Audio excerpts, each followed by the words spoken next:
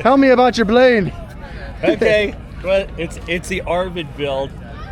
Dad actually did the sculpting. That's me, Thomas Arvid. All right. And then I handed it over to Christopher to make sure that it could fly, and he kind of followed the plan of the logo and tried to make it. It looks vaguely familiar. Yeah, close as possible on what would make this thing fly, and then we actually, wanted to look like a young guy that's willing to jump off the shed in the backyard. Absolutely, with the camera on his head, of course. So here's our shed sculpture project, and we want to get it up in the air. Actually, Hotwire let us use all the equipment. They awesome. We let them use it as a display, and it's the Flite Test guy.